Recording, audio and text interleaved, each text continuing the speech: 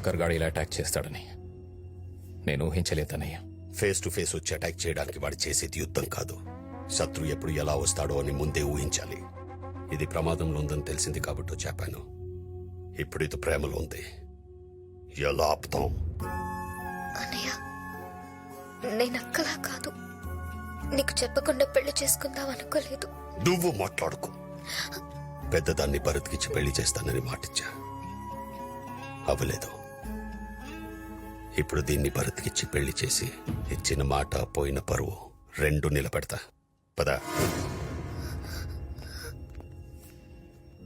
సత్య, దీన్ని ప్రేమించినోడు దీన్ని మనసులో ఉన్నా పర్వాలేదు, భూమి మీద మాత్రం ఉండకూడదు.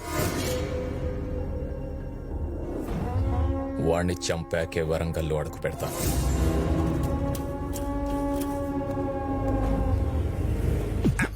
విన్నారుగా, ఆడు దొరకలేని చెప్తే అన్న మనల్ని వేసేస్తాడు, లేదా ఎలాగైనా తీసుకొచ్చామంటాడు. అసలే ఎండాకాలం, మనం తిరిగి సావలేము. అందుకే వాడిని వేసేసామని చూద్దాం. అన్నా, మన చెల్లెల్ని ప్రేమించడండి వేసేసామన్నా. అవునన్నా. శబాష్. అన్నా, అమ్ముల్ని ప్రేమించినోడితో ఇక బాబు చేయడానికి టెన్షనే లేదు. బాబ్జీ అన్నకి టెన్షన్ వాడితో కాదు, వేరే వాడున్నాడు. వేరేవాడా? శంకర్ గాడు మనకి శత్రువు అని తెలిసి వాడితో చేతులు కలిపి అమ్ముల్ని చంపడానికి ప్లాన్ చేయించాడు. ఎవడన్నా? వరంగల్ కేశవరెడ్డి.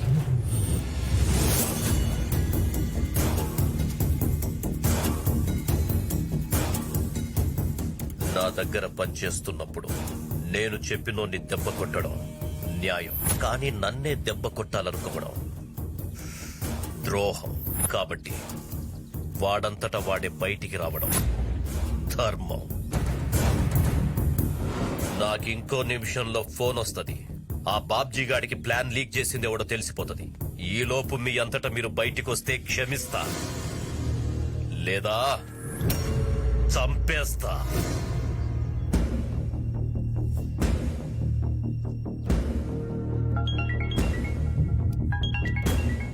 అన్నా,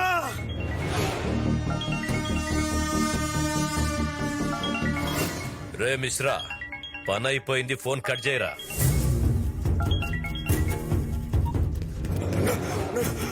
క్షమించన్నా, క్షమించన్నా, తప్పైపోయిందన్నా. ఇంకెప్పుడు ఇలా జరుగుతుందా? నా ఇంట్లో ఫుడ్ తిని వానింటికి కాపలాగాస్తావురా? క్షమించన్నా. రేయ్, నా ఇంటి చుట్టూ కాంపౌండ్ వాళ్ళు, నా చుట్టూ నా వాళ్ళు స్ట్రాంగ్ గా ఉండాలే.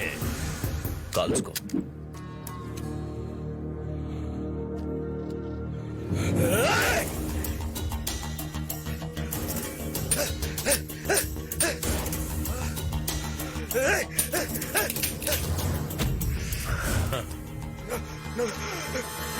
క్షమించన్నా.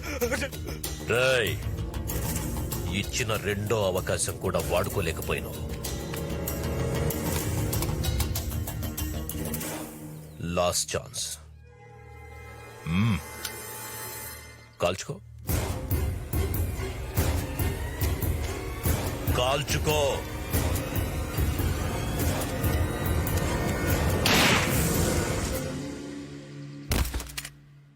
అన్నా అన్నా, ఏంట్రా? గా బాబ్జీ గారి కానీ చిన్న చెల్లెల్ని వరంగల్ తీసుకొచ్చేసిండట. అయితే దాన్ని ఇంకెవ్వడూ రక్షించలేడు.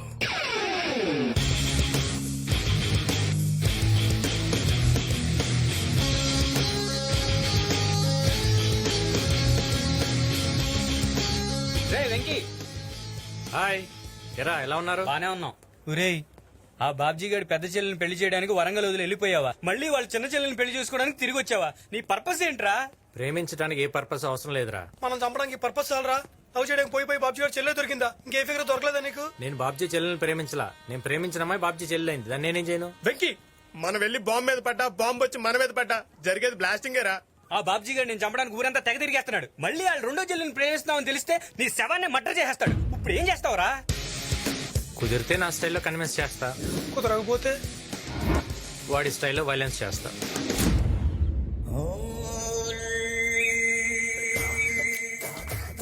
నా గురించి నీకు ఎలా తెలుసు? లక్ష్మీ విలాస్ క్లబ్ లో ప్యాక్ ఆడుతున్నాను నీకు ఎవరు చెప్పారు? నీ కొడుకే.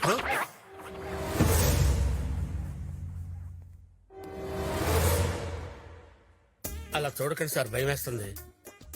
నీ పేరేంట్రా? నా పేరు మేఘపాపారావు అండి, ముద్దు పేరు పప్పి అండి. ఈయన పేరు- సార్ నిన్ను అడిగారా నా పేరు? సార్ నా పేరు సిఫానా శ్రీధర్ అండి, సిప్పి అని పిలుస్తారు. నువ్వేం చేస్తుంటావు? భోజనానంతరం విశ్రమిస్తుంటానండి, విశ్రమానంతరం భోజనం చేస్తుంటానండి. అంటే భోజనం చేసిన తర్వాత రెస్ట్ తీసుకుంటారండి, రెస్ట్ తీసుకున్న తర్వాత భోజనం చేస్తుంటారండి, భోజనమే చేస్తుంటారండి.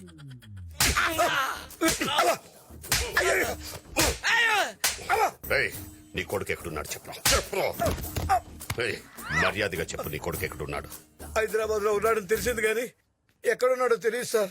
మీకు దొరికితే చంపేస్తారని భయంతో ఓనమాలు దిద్దించేది చేత్తోనే వాడి ఆనమాలు లేకుండా వాడి ఫోటోలన్నీ తగలబెట్టేశారు సార్. అంటే వాడెక్కడున్నాడో చెప్పవన్నమాట. ప్రమాణ పూర్తిగా వాడు ఎక్కడున్నాడో మాకు తెలియదు సార్.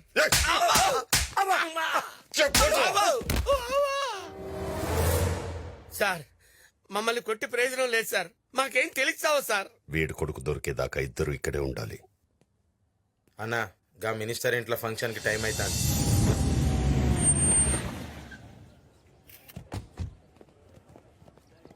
నమస్తే. నమస్తే బాబ్జీ, బాగున్నావా? రే, జాగ్రత్తగా ఉండండి. ఎవడన్నా ఎక్స్ట్రాల్ చేస్తే లేపేస్తామన్నా. Smile please. మేడం మిమ్మల్ని స్మైల్ ప్లీజ్. మేడం ఒకసారి కెమెరా చూస్తే మీకే స్మైల్ వస్తుంది.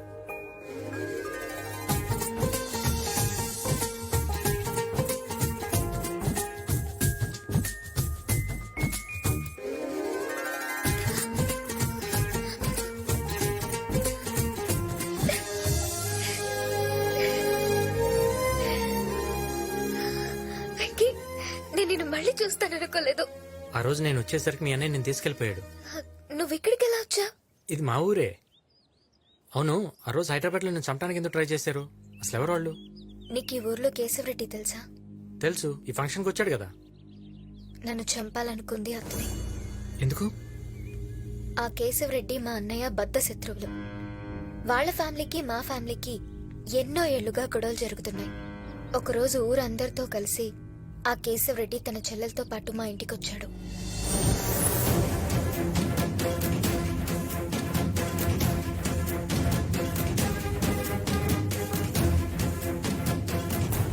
ఎప్పుడూ నన్నేవి అడగని నా చెల్లి మొట్టమొదటిసారిగా నిన్ను పెళ్లి చేసుకుంటానని అడిగింది. నువ్వు లేకపోతే చచ్చిపోతానంటుంది. అందుకే మన మధ్య గొడవలన్నీ పక్కన పెట్టి నీ ఇంటికొచ్చా. నా చెల్లెల్ని పెళ్లి చేసుకో బాబ్జీ. కుదరదని ఇప్పటికే నీ చెల్లికి చాలా సార్లు చెప్పాను. చనిపోయిన మా అమ్మకి మాటిచ్చిన అన్నయ్య మా కోసం పెళ్లి చేసుకోను అని వాళ్ళని బయటికి పొమ్మన్నాడు.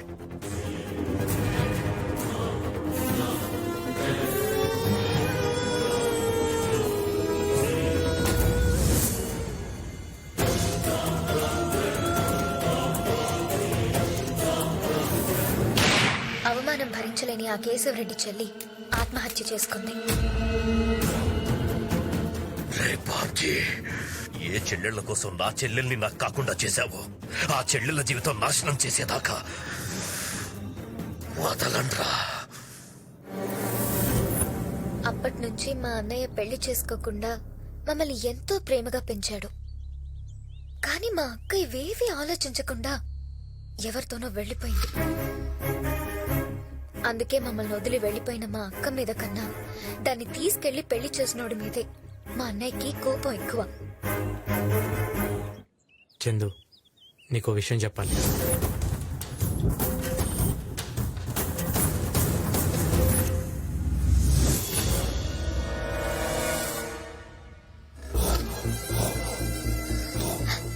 ఇక్కడి నుంచి వెళ్ళిపోదాం.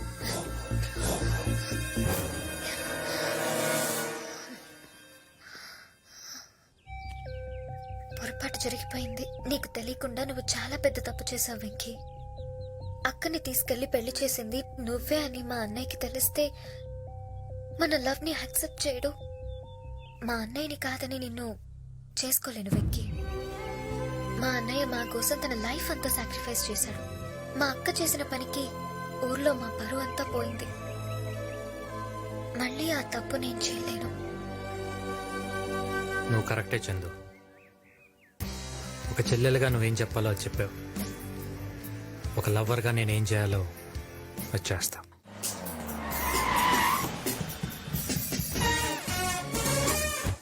ఒరే సొంట కారు నైరుతిలో తిరగేసి పెట్టు. రావడానికి వచ్చాను పదా. నమస్తే. నమస్కారం బాబ్జీ గారు. చిన్న చెల్లి ఎంగేజ్మెంట్ కి ఒక మంచి ముహూర్తం చూడండి. అప్పట్లో నన్ను అవాయిడ్ చేసి జోగే శాస్త్రిని కన్సల్ట్ చేశారు. అది ఇన్సల్ట్ అయ్యేసరికి మళ్ళీ నన్ను ప్రిఫర్ చేస్తున్నారు. ఏమై కరెక్ట్? అలాంటిదేం లేదు. ఆ టైంలో మీరు ఊళ్ళో లేకపోయేసరికి. చూడండి బాబ్జీ గారు, దాహం వేస్తే మంచినీళ్ళు లేవని ఫినాయిల్ తాగేయకూడదు, డేంజర్. ముహూర్తాలు బాగానే ఉన్నాయి కానీ పరిస్థితులే బాగాలేవు. అంటే మీకు ఆస్తులున్నా వాటికి వాస్తులు లేవు. అందుకే మీరింత పెద్ద ప్యాలెస్ లో ఉన్నా మీకు పీసు లేదు. సూటిగా చెప్పండి శాస్త్రి గారు. మీరు ఇంట్లో ఉన్నంతకాలం మీ చేతులతో మీ చెల్లి పెళ్లి చేయలేరు. ఎందుకు? పునాదులు గట్టిగా ఉండాలని భవ్య సిమెంట్ తో కట్టారు, రంగులు బాగుండాలని నిర్లక్ పెయింట్స్ కొట్టారు, కానీ వాస్తు బాగుండాలని థింక్ చేయలేదు. You have to follow vastu sir. ఒకసారి ఇలా రండి. వెస్ట్ వేస్ట్ చేశారు, నార్త్ నెగ్లెక్ట్ చేశారు, అందుకే సౌత్ సంఖ్య నాగించేస్తుంది. పైగా మన చెల్లెలది క్యాన్సర్.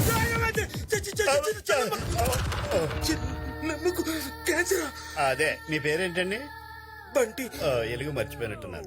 ఎలుగు బంటి గారు, అదే క్యాన్సర్ అంటే రోగం కాదండి, కర్కాటక రాశి. రాశా? ఆ రాశి ప్రకారం చూసుకుంటే మీ చెల్లెలు ఈ పాటికే ప్రేమలో పడి ఉంటుంది. అవును. అది వయసు ప్రాబ్లం కాదు, వాస్తు ప్రాబ్లం. ఇప్పుడేం చేయాలో చెప్పండి. మీరు మంచి వాస్తున్న ఇంట్లోకి షిఫ్ట్ అవ్వాలి.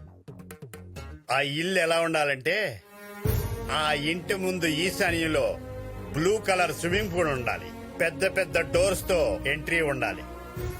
ఎంటర్ అవగానే right side left side steps ఉండాలి. ఇన్ని చెప్పినోనిగా ఇల్లు ఏంటో నువ్వే చెప్పొచ్చు కదా సార్. మీ బ్యాడ్ కి సగం కారణం వీడే. ఇదిగో బరువు ఎక్కువ ఉంది, ఈ నీశాన్లో తిరగనివ్వకండి. వస్తా. రే, అలాంటి ఇల్లు వరంగల్ ఎక్కడుందో వెతకండ్రా. ఫస్ట్ షాట్ కి రెడ్ పడింది. తేడా వస్తే నాకు బ్లడ్ పడుద్ది. ఏమైంది నాన్న శాస్త్రి గారు? నువ్వు నానో ఇచ్చినప్పుడే నేను నోను అని ఉంటే ఈ టెన్షన్ ఉండేది కాదు. కూల్ నానోజీ, కూల్. నేను కూల్ గానే ఉన్నాను, కానీ ఆ బాబ్జీ గడే క్రూయల్ గా ఉన్నాడు. నీకెందుకు నానోజీ, నేను చూసుకుంటా కదా. ఏం చూసుకుంటావు? నేను చెప్పిన వాస్తులో వాస్తవం లేదని తెలిస్తే ఆ బాబ్జీ గడి కత్తి కనకరం కూడా ఉండదు. అయినా గ్రానైట్ తెచ్చుకుని గాడ్రేజ్ బ్యూరోలోనే ఆ బాబ్జీ గడిని తెచ్చుకుని ఇంట్లోనే పెట్టుకుంటే ఎంత రిస్క్? నానోజీ, గుడి అన్నాక పసుపు, బీచ్ అన్నాక ఇసుక, బాబ్జీ అన్నాక రిస్క్ తప్పదు కదా. ఎలాగైతేనే ఆ బాబ్జీ గారు మా ఓడింట్లో కాలు పెట్టబోతున్నాడు అనమాట. అసలైన ఆట ఇప్పుడు మొదలెడతాం. ఏంటది? ఏంటంటావేంటయ్యా? పెయిన్ కాబట్టి బాడీ అంతా. సరే సరే, మబ్బులు పట్టాక రేణు దెబ్బలు కొట్టాక పేరు తప్పో చెప్పి. అబ్బా, ఇలాంటి సూక్తులు ఎవడైనా చెప్తాడు. ఒరే నీకు దండం పెడతాను, వాడు వచ్చే టైం అయితే మళ్ళీ చూస్తున్నారు. నా మాటిని మీ అబ్బాయి ఎక్కడ ఉన్నాడో చెప్పరా. నాకు తెలిస్తే చెప్పనయ్యా. ఆడు నా వంశానికి ఎక్స్టెన్షన్ అవుతాడు అనుకున్నా కానీ టెన్షన్ అవుతాడు అనుకోలేదు. అందుకే వాడి ఫోటోలన్నీ తగలబెట్టేశాను. ఆనవాడు కూడా లేవు. అయితే నాదొక ఐడియా. ఏంటది? నా దగ్గర మా నాన్న చిన్నప్పుడు ఫోటో ఉంది. ఎత్తుకో ఈ ఫోటో, ఇది తీసుకెళ్లి వాడికి ఇచ్చి ఆడే నీ కొడుకని చెప్పావనుకో, వాడు నమ్మేసి మనల్ని ఇక్కడి నుంచి బయటికి పంపించేస్తాడు. చెప్పి నీ ప్లాన్ కనుక వర్కౌట్ అయ్యి మనం ఇక్కడి నుంచి బయటపడ్డాం అనుకో, మనం బరపురం.